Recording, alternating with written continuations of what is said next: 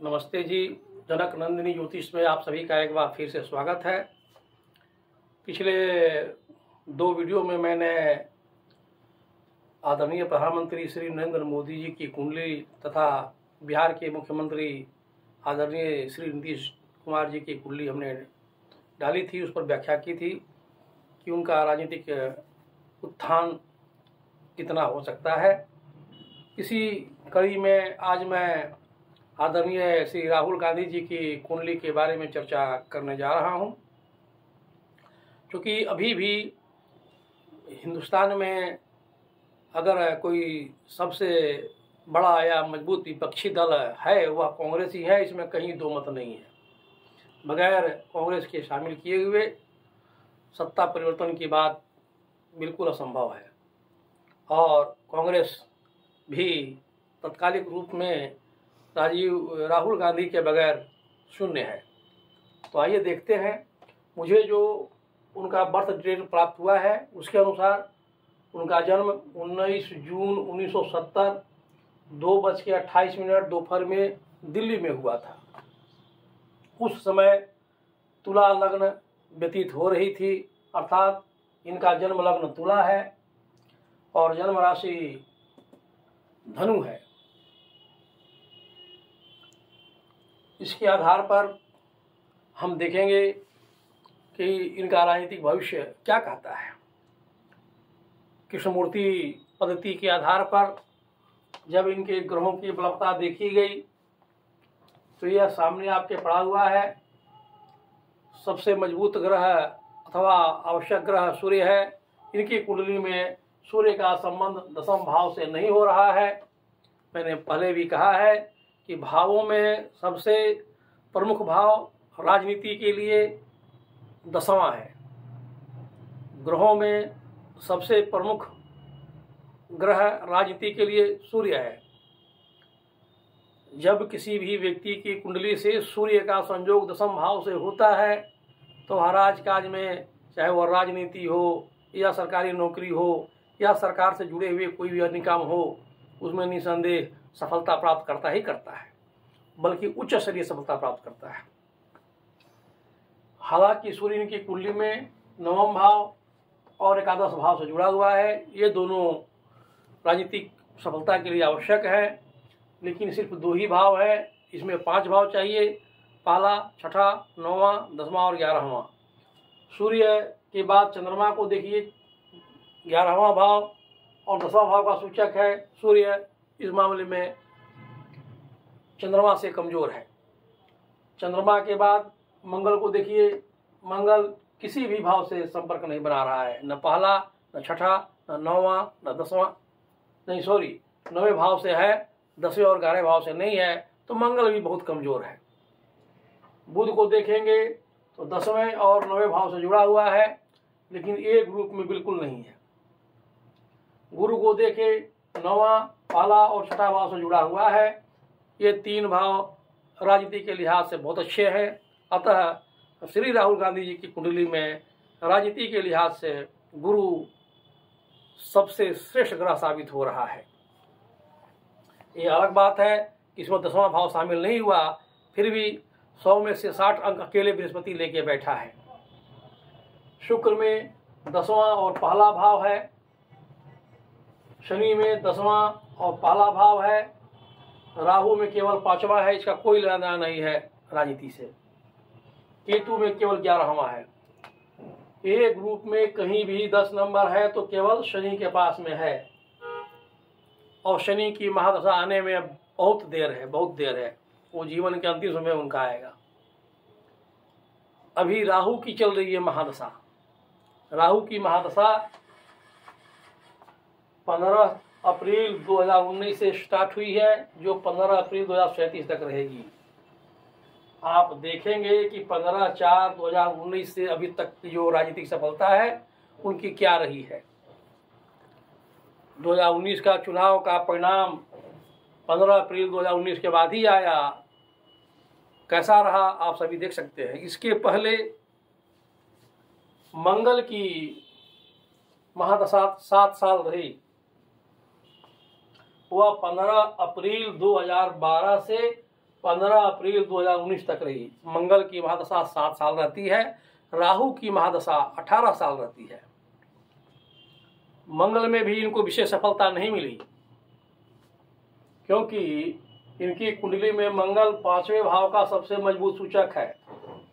मैं कहता हूं बार बार कि हर भाव अपने आगे वाले भाव के फलों को रोक देता है, तो छठा भाव विरोधियों के नाश का, विरोधियों के पराजय का, लेकिन उसके जगह पर मंगल के सामने 5 लिखा हुआ है, 6 तो है ही नहीं, तो क्या विरोधी इनसे हारता। बल्कि जो विरोधियों को पराजित करने की जो क्षमता थी उसको भी मंगल ने कम कर दिया।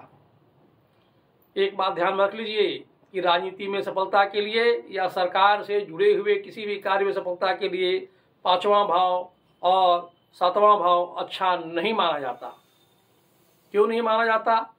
क्योंकि 7वां भाव ओपोनेंट्स का है, विपक्षी दल का है, विरोधियों का है, प्रतिद्वंदियों का है, और छठा भाव उसको रोक देता है। अब छठा भाव तो है नहीं, उल्टा 5वां भाव है। तो जब 7वें भाव से गिनेंगे 5वां भाव को, यह है 7वां भाव, यहां से जब गिनेंगे तो ये 11वां पड़ता है, और 11वां लाभ का। तो भाई किसका लाभ? 7वां भाव विरोधी, और 7वां से 5वां 11वां, तो विरोधियों का लाभ होता है। तो विरोधियों का लाभ का मतलब क्या? आपकी हानि। इसीलिए मंगल महादशा में 7 साल में विशेष कोई भी सफलता इनको नहीं मिली। उल्टा आप देखिए, आप लोगों को याद होगा कि श्री राहुल गांधी जी ने संसद में खड़े होकर के संसद के द्वारा पारित भ्रष्टाचार निरोधक कानून, जो आदरणीय डॉक्टर मनमोहन सिंह जी प्रधानमंत्री के नेतृत्व में पास किया गया था, उसको उन्होंने फाड़ दिया था। आप ध्यान देकर देखिए, यह घटना मंगल की महादशा में राहु की अंतर्दशा और मंगल की प्रत्यंतरदशा जब चल रही थी, 7 सितंबर 2013 से 29 सितंबर 2013 के बीच में समय था। आप सब लोग जाकर गूगल करके देख लीजिए कि इसी समय उन्होंने भ्रष्टाचार का जो कानून पास हुआ था उसको फाड़ दिया था। उनको लगा कि मैं बहुत बड़ा काम कर दिया, लेकिन वह उनके लिए उल्टा पड़ा, कुछ विशेष प्रभाव नहीं पड़ा। तात्पर्य यह है कि मंगल और राहु इनकी कुंडली में राजनीति के लिए बहुत बढ़िया नहीं है। वर्तमान में भी जब अगला चुनाव होने वाला है 2024 के अप्रैल मई में होगा, उस समय राहु की महादशा में गुरु की अंतर्दशा और फिर राहु की प्रत्यंतरदशा 11 जनवरी 2024 से 21 मई 2024 तक रहेगी। देखिए, मैंने अभी कहा इनकी कुंडली में गुरु यानी बृहस्पति राजनीति के लिहाज से सबसे श्रेष्ठ ग्रह है। क्यों ग्रह है भाई? क्योंकि 9वां भाव अन्य लोगों से प्राप्त होने वाली सहायता, मदद, 9वां भाव भाग्यवश राजनीति में सफलता प्राप्त होता है। तो अन्य लोगों से सहायता का मतलब क्या हुआ भाई? ये विपक्षी दलों को एकजुट करेंगे। मैं आज ही घोषणा कर देता हूं, विपक्षी दल एकजुट अवश्य होंगे, इनके प्रयास सफल होंगे। इसके बाद पहला भाव खुद का होता है। ये सब काम कौन करेगा? भाग्य सत्ता किसको मिलेगी? विपक्षी दल किसको सहयोग करेंगे? तो श्री राहुल गांधी जी को करेंगे। छठा भाव विरोधियों के नाश का। जब तक राहु में गुरु है तब तक विपक्षी ज्यादा इनको हानि नहीं पहुंचा सकते। समस्या क्या है कि जब चुनाव होना है उसी समय राहु की प्रत्यंतर दशा आरंभ हो जा रही है 11 जनवरी से। इसका मतलब क्या हुआ? मतलब यह हुआ कि 11 जनवरी 2024 के पहले तक सब कुछ बम बम दिखाई देगा। एक नंबर, एकदम विपक्षी एक हो गए हैं, उखाड़ देंगे, पछाड़ देंगे, ये सब होता रहेगा। आप देख लीजिएगा, लोगों को लगेगा, खास करके मीडिया वालों को, कि बाजी पलट गई, मोदी जी तो हार गए, भाजपा गया। ये कब तक लगेगा भाई? तो नए साल के शुरुआत में तक, में तो नहीं, शुरुआत तक 11 जनवरी 2024 तक ऐसा ही लगेगा। लेकिन चुनाव तो 11 जनवरी के बाद होंगे और राहु तब आ जाएगा। जैसे ही राहु आएगा, सबसे पहला काम क्या करेगा राहु? 5 नंबर होने के कारण यह जो बृहस्पति के द्वारा विपक्षी के खिलाफ रणनीति सफल हो रही थी वो ध्वस्त हो जाएगी। जैसे ही राहु प्रवेश करेगा प्रत्यंतर में, ये विपक्षी के लिए अपने प्रतिद्वंद्वी के लिए या भाजपा समझ लीजिए, सीधे सीधे समझाने के लिए, जो भी रणनीति इनकी सफल हो रही होगी 11 जनवरी 2024 तक, जैसे ही राहु प्रत्यंतर में आएगा वह रणनीति ध्वस्त हो जाएगी और सफल होने लगेगी और देखते ही देखते पासा पलट जाएगा। उसका कारण यही है कि जो बृहस्पति के कारण इनको सफलता मिल रही थी, जैसे ही राहु प्रत्यंतर में प्रवेश करेगा 5 नंबर होने के कारण छठे भाव को रोक देगा। छठा भाव विरोधियों के नाश का है, तो विरोधियों को ध्वस्त करने की क्षमता, रणनीति इनकी खत्म हो जाएगी। तात्पर्य हुआ कि फिर विपक्षी इधर उधर छितरा जाएंगे। कारण क्या होगा, वो अलग अलग लोगों की कुंडली है। इस हिसाब से ज्योतिष की जो गणना कह रही है, तो 11 जनवरी 2024 से 21 मई 2024 का समय इनके लिए राजनीतिक लिहाज से अच्छा बिल्कुल नहीं है। दूसरी बात, लोग जानते होंगे कि राहु और गुरु का योग चंडाल योग कहा जाता है। आप देखिए, राहु की महादशा, गुरु की अंतर और फिर प्रत्यंतर राहु का, यहाँ पर तो गुरु दोनों के बीच में फंस गया। महादशा भी राहु की, प्रत्यंतर भी राहु की, बीच में गुरु जी फंसे हुए हैं। तो यहाँ पर राहु बृहस्पति को एकदम निर्बल कर देगा। एक और मैं विशेष बात बता रहा हूँ, गोचर पर ही सब कुछ निर्भर करता है। दशा तो इनकी अच्छी नहीं रहेगी उस समय, एकदम क्लियर कट है। गोचर में यह जो राहु की महादशा है, ठीक 29 नवंबर 2023 को बुध के नक्षत्र पे आ जाएगा। सबके लिए आएगा, पूरी दुनिया के लिए आएगा।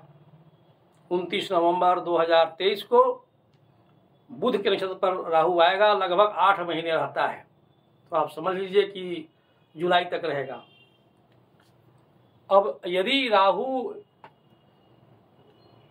को परिणाम अच्छा देना है तो तभी दे पाएगा जब वह बुध के द्वारा जो भाव देखे जा रहे हो वह राजनीति के मामले में शुभ हो, अन्यथा नहीं दे सकेगा। आप देखिए, बुध के पास में क्या है, थर्ड हाउस। कोई थर्ड हाउस और 8वां हाउस, 8वां हाउस सबसे बड़ा टेंशन वाला होता है। 12 भावों में सबसे खराब भाव 8वां भाव आरोप का, अपमान का, दुर्भाग्य, दरिद्रता, मानहानि, धनहानि, हर कार्य में परेशानी, अनावश्यक बाधा।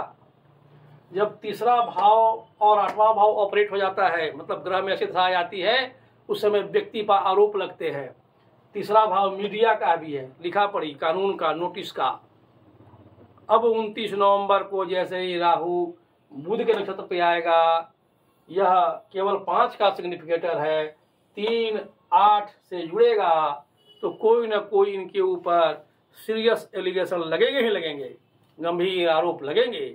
क्योंकि राहु शनि के समान माना गया है, इसलिए, और शनि पुरानी बातों को उभार देता है, तो उस समय कोई पुरानी बातें जो इनसे संबंधित होंगी, जो आरोप होंगे, वो खड़े हो जाएंगी। और जब 3, 5, 8 जुड़ता है तो अफवाह फैलने लगती है किसी के लिए भी। तो दिसंबर 2023 से इनके लिए भी यही स्थिति बन रही है। तात्पर्य कि गोचर में भी राहु इनके लिए अच्छा नहीं फल देगा। प्रत्यंतर दशा के कारण भी तो चुनाव के लिहाज से 11 जनवरी के बाद बढ़िया फल नहीं दे रहा है, लेकिन 11 जनवरी तो दूर की बात है, दिसंबर से ही, 29 नवंबर यानी दिसंबर समझ लीजिए, दिसंबर से ही इनके खिलाफ आरोप लगने शुरू हो जाएंगे और वो सीरियस होंगे। इसको एक झटके में कोई यह करके उड़ा दे कि चुनाव का समय इसलिए आरोप लग रहे हैं, ऐसा नहीं होगा। कोई नया नहीं, पुरानी बातें उभर के आएंगी और इनको निसंदेह इनके लिए अच्छा समय साबित नहीं होगा।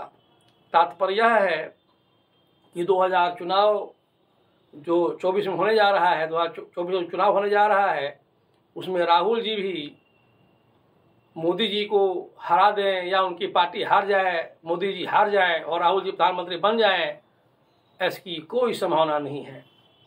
इस लिहाज से तो श्री नीतीश कुमार जी की कुंडली अच्छी थी, लेकिन वो भी नरेंद्र मोदी जी को नहीं हरा सकते, क्योंकि मैंने उन दोनों की कुंडली डाली है। तीसरी कुंडली ये है, इस बात को आप लोग जांच पड़ताल करके देखेंगे और आने वाला भविष्य तो ये बताएगा ही बताएगा।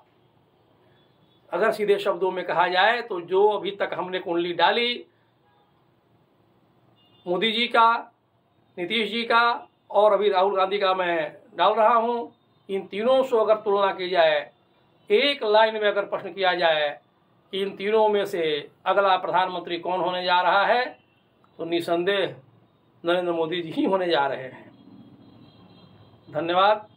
अगर मेरा यह वीडियो अच्छा लगा तो लाइक कीजिए, शेयर कीजिए और सब्सक्राइब कीजिए। अगला वीडियो मैं जल्द ही किसी अन्य विषय पर डालने जा रहा हूँ।